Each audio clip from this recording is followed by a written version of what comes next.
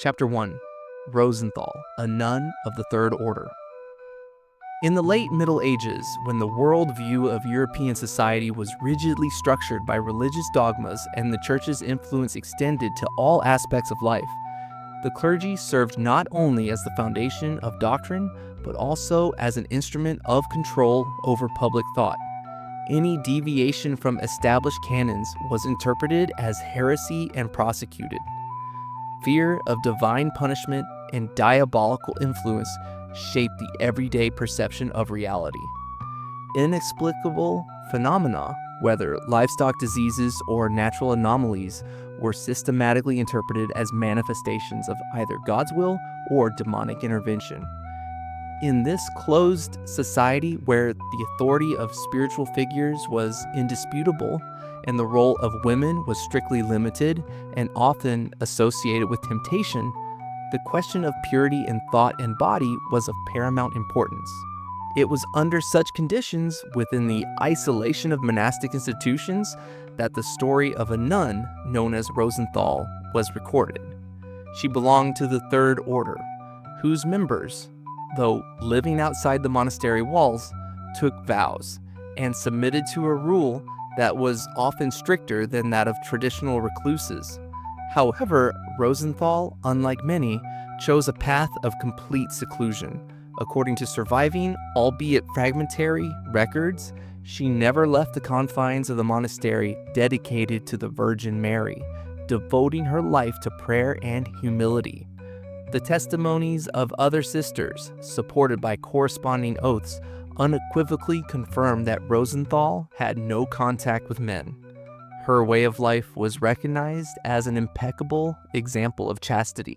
Therefore, the information that emerged in the third year of her novitiate caused an unprecedented shock. One autumn morning, marked by cold temperatures and fog, it was established that Rosenthal, whose virginity and seclusion had been confirmed, was pregnant. This circumstance provoked an acute crisis within the monastic community, creating panic and threatening the fundamental principles of their faith. An internal investigation was immediately launched, but its results failed to provide satisfactory explanations for the situation, raising only more questions. Chapter 2.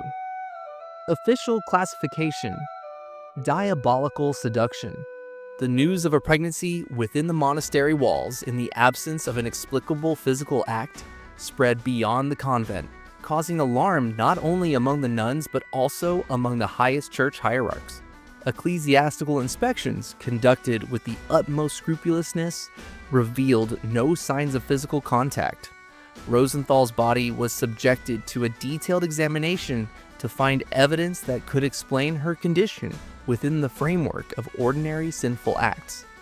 The results of the examination yielded no confirmation. Her body was declared inviolate, consistent with the status of a virgin.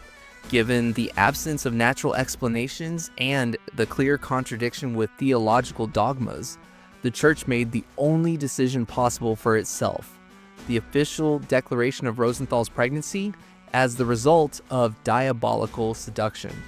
This verdict served not only as a legal act, but also as a mechanism for preserving the existing worldview, which had encountered an inexplicable precedent. The Inquisition, already active throughout Europe, promptly began to investigate the case. For Rosenthal, any attempts at self-justification or explanation were perceived as heresy, sacrilege, and a manifestation of diabolical falsehood. Within this worldview, conception by a virgin could be interpreted only as an act of divine providence or the direct intervention of the enemy of mankind. The accusation was based solely on the fact of the pregnancy. The absence of witnesses or other evidence of sin was irrelevant. The very presence of a fetus in her womb was sufficient grounds for a verdict. This created a precedent that could potentially undermine the foundation of the dogma of the Immaculate Conception of the Virgin Mary, and consequently, the integrity of the entire ecclesiastical world order. fears concerning such a precedent led to the extremely rigid stance of the judges, who sought a swift and exemplary condemnation. The inquisitors acted with methodical consistency, adhering to the demands of dogma. Chapter 3. The trial and execution of the sentence. The Inquisition's trial of the nun Rosenthal was exceedingly brief and allowed for no appeals. The accused was granted neither the right to a proper defense nor the opportunity for a final word. Her testimony, characterized by her emotional state and oaths of innocence, was interpreted as further evidence of diabolical deception. The atmosphere in the city that day was oppressive, which many took as a premonition of the inevitable. The verdict was delivered: execution by beheading. This was not only a form of punishment for heresy, but also a ritual act intended to cleanse the land of perceived defilement. The sentence was carried out in the town square, in the presence of a large number of townspeople, whose reactions ranged from horror to fanatical support. Rosenthal's severed head fell to the ground, and her blood soaked into the soil. However, the procedure did not end with the public execution. To the outside world, the case was officially closed. Rosenthal's name was expunged from the chronicles, and the story itself was classified as a grim episode of diabolical influence. At the same time, the executed woman's body was not committed to the earth. It was immediately seized for special study according to secret orders. It's known that a certain physician theologian, whose name has not survived in available records, conducted research on the remains. The purpose of this research remained unstated, but implied a search for answers to questions that could not be asked openly. The most significant artifact of this tragedy was Rosenthal's head. It was neither buried nor displayed for public censure. Instead, according to classified protocols, it was placed in a hermetically sealed leaden vessel, which was sealed with unknown symbols. This vessel was transported to the deepest and most secure subterranean archives of the Vatican, a repository intended not for general documents, but for information of a particularly secret nature. Chapter 4. Classified Reports. Behind the official historical chronicles, hidden beneath layers of time and archival seals, lay other documents containing alternative versions of the events. Only a limited circle of scholars and custodians, with access to the Vatican's internal documentation, that which was not intended for public dissemination, discovered fragmentary yet disturbing information pertaining to the Rosenthal case. This data consisted not of rumors, but of reports compiled by the very physicians who had studied her remains. Their conclusions were exceptionally shocking. A fetus with anomalous biomarkers was detected in Rosenthal's womb, characteristics that did not fit into any known medical or biological categories. However, the most significant discovery came from the study of its DNA. It did not correspond to any known sample of human or animal origin, which caused serious concern among the researchers trying to determine its nature. This data, too destabilizing for publication, was never made public. Nevertheless, copies of it, presumably transcribed by hand, circulated within a narrow circle of initiates, confirming the existence of non-public information. In addition to these pseudo-scientific reports, there were also older, potentially dangerous rumors. They suggested that Rosenthal's pregnancy could be linked to esoteric practices passed down through generations in extremely secretive and now forgotten cults.